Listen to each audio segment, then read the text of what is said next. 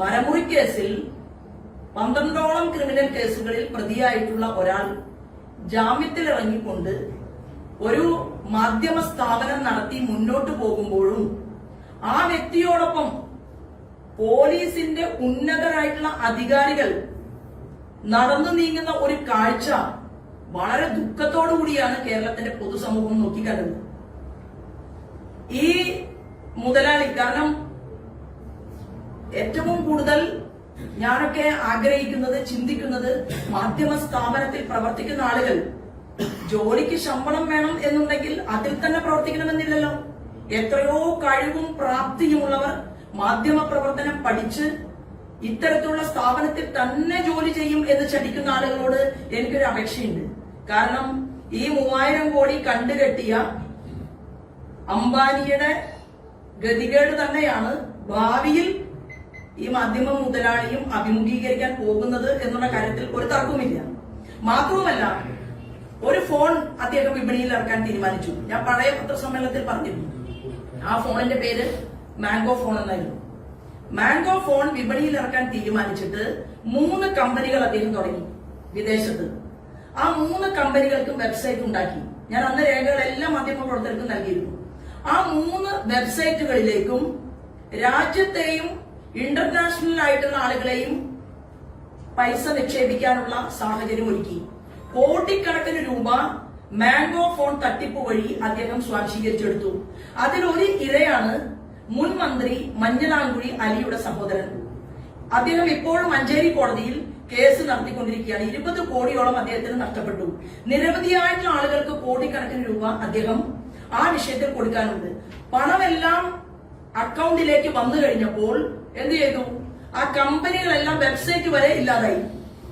കോടിക്കണക്കിന് രൂപ സമാഹരിച്ചെടുത്തതിനു ശേഷം വെബ്സൈറ്റ് എല്ലാം തന്നെ റിമൂവ് ചെയ്ത് കളഞ്ഞു. അതുപോലെയാണ് മെസ്സിയുടെ വരവ് നമ്മൾ കേരളം കണ്ടത്. കാരണം സ്പാനിഷ് ഭാഷ മാത്രം കൈകാര്യം ചെയ്യുന്ന ആദരണീയനായിട്ടുള്ള മെസ്സി, ആ മെസ്സിയെ കൊണ്ടുവരാൻ വേണ്ടിയിട്ട് ലോകം മുഴുവനുമുള്ള ആരാധകർ, ഫുട്ബോൾ പ്രേമികൾ പൈസ സ്പോൺസർ ചെയ്യാൻ തയ്യാറെടുപ്പ് നടത്തി. എത്ര ആളുകളുടെ കയ്യിൽ നിന്ന് പൈസ സ്പോൺസർ ചെയ്തെടുത്തിട്ടുണ്ട് എന്നതിനെ കുറിച്ച് പരിശോധിക്കപ്പെടേണ്ടതാണ്. എങ്ങനെയാണോ ഭഗവതിയുടെയും ഭഗവാന്റെയും സ്വത്ത് കള്ളന്മാരായിട്ടുള്ള വ്യക്തികൾക്ക് ഏൽപ്പിച്ചു കൊടുത്തത്, അതേ സാഹചര്യത്തിൽ എനിക്കും നിങ്ങൾക്കും അവകാശപ്പെട്ട കൊച്ചിയിലെ സ്റ്റേഡിയം ഒരു കരാറ് പോലും ഇല്ലാതെ എങ്ങനെയാണ് മിസ്റ്റർ ആന്റോയ്ക്ക് ഏൽപ്പിച്ചു കൊടുത്തത്?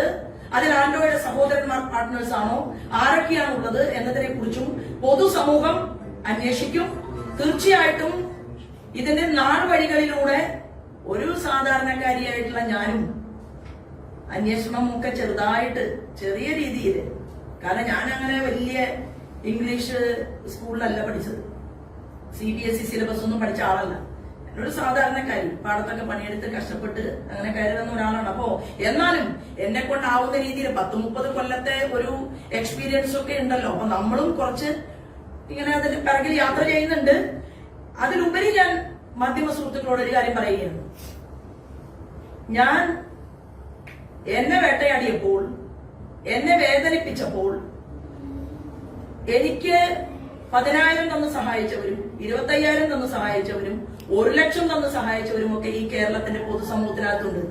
എന്നാൽ 100 രൂപ പോലും ഞാൻ 9 തെരഞ്ഞെടുപ്പുകളിൽ മത്സരിച്ചിട്ട് ആവശ്യപ്പെടാത്ത ഒരു വ്യക്തി ഒരു മാധ്യമ സ്ഥാപനത്തെ ഉപയോഗിച്ച് എന്നെ വേട്ടയാടി എന്നെ അപമാനിക്കാൻ പരിശ്രമിച്ചപ്പോഴും ഞാൻ നേരെ തൃശൂരിൽ നിന്ന് പോയത് ഡൽഹിയിലെ സുപ്രീം കോടതിയിലേക്കല്ല.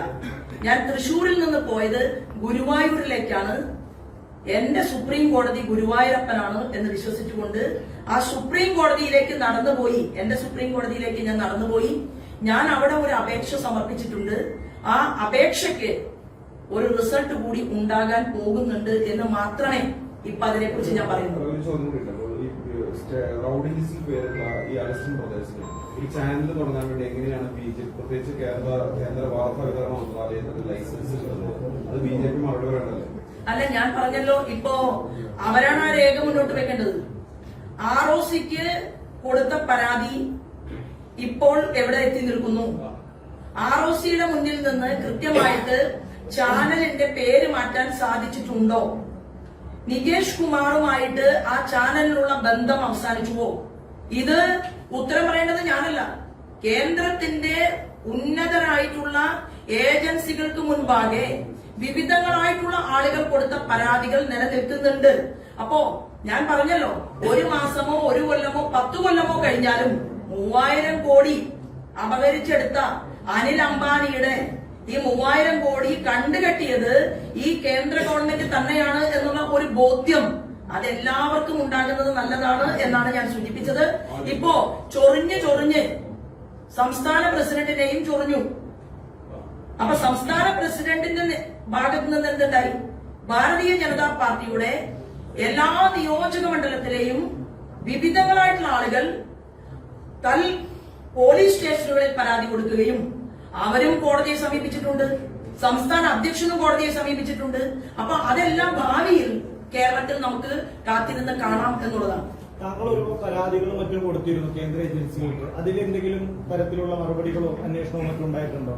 പരാതികളുമായി മുന്നോട്ട് പോകുന്നു എന്നായിരുന്നു അന്ന് മാധ്യമങ്ങളെ കണ്ടപ്പോൾ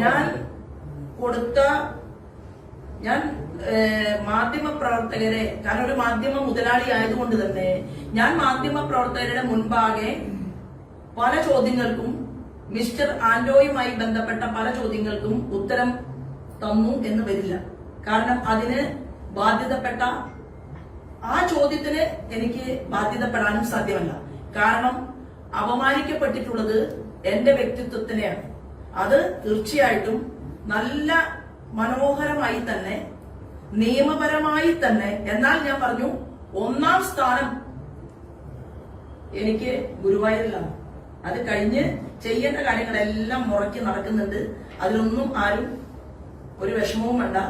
അതിന്റെ റിസൾട്ട് വരുമ്പോ നമുക്ക് വീണ്ടും അത് ചർച്ച ചെയ്യാം. എന്നാൽ ചോദ്യം കേരളത്തിന്റെ മുഖ്യമന്ത്രിയോടാണ്. ഈ മുഖ്യമന്ത്രിക്ക് നാണമുണ്ടോ?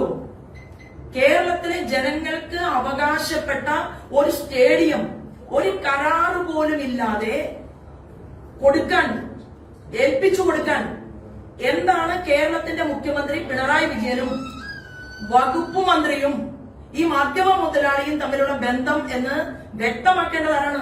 കേരളത്തിന്റെ മുഖ്യമന്ത്രിയാണ്, കേരളത്തിന്റെ ആഭ്യന്തര വകുപ്പ് മന്ത്രിയാണ്. അത് മാർക്സിസ്റ്റ് പാർട്ടിയുടെ സംസ്ഥാന ഘടകം കൂടി മറുപടി പറയേണ്ടതായിട്ടുള്ള ഒരു വസ്തുതയാണ്. മെസ്സി വരട്ടെ, മെസ്സി വരുന്നതിന് നമ്മൾ എല്ലാവരും സന്തോഷത്തിലാണ്. മെസ്സി ആരും കൊണ്ടുവരണം? കേന്ദ്രത്തിന് സ്പോർട്സ് വകുപ്പ് മന്ത്രിയുണ്ട്. കേന്ദ്ര സ്പോർട്സ് മന്ത്രിയും കേരളത്തിന്റെ സ്പോർട്സ് മന്ത്രിയുടെ സാമ്പത്തിക സ്രോതസ്സിനെ കുറിച്ച് ദേശീയ ഏജൻസി അന്വേഷണം നടത്തണം എന്നുകൂടി ഭാരതീയ ജനതാ പാർട്ടി ആവശ്യപ്പെടുകയാണ്. എന്താണ് ഈ അഭിഹിതമായിട്ടുള്ള ബന്ധം? എന്ത് അടിസ്ഥാനത്തിലാണ് ധാർമ്മികതയുടെ പേരിലാണ് ഈ മാധ്യമ മുതലാളിക്ക് ഇങ്ങനെ മെസ്സിയെ കൊണ്ടുവരാനുള്ള അനുമതി കൊടുത്തത്? മുഖ്യമന്ത്രി പ്രധാനമന്ത്രിയെ കാണാൻ പോയതല്ലേ? പ്രധാനമന്ത്രി എത്രയോ തവണ കണ്ടതല്ലേ? കേരളത്തിൽ മെസ്സിയെ സ്നേഹിക്കുന്ന ആരാധകന്മാരുള്ള നാട്ടിൽ, ഫുട്ബോൾ പ്രേമികളുള്ള നാട്ടിൽ മെസ്സി വരണം എന്നുണ്ടെങ്കിൽ എന്തുകൊണ്ട് സ്പോർട്സിന്റെ മന്ത്രി ഒരു കത്ത് മുഖ്യമന്ത്രിയെ ഏൽപ്പിച്ച് ആ കത്ത് മുഖ്യമന്ത്രി ഇന്ത്യൻ പ്രധാനമന്ത്രിക്ക് ഹാൻഡ് ഓവർ ചെയ്യില്ലേ? ചെറുപ്പക്കാരുടെ യുവതയുടെ സമ്മേളനത്തിൽ പങ്കെടുത്ത ആളാണ് ഇന്ത്യയുടെ പ്രധാനമന്ത്രി.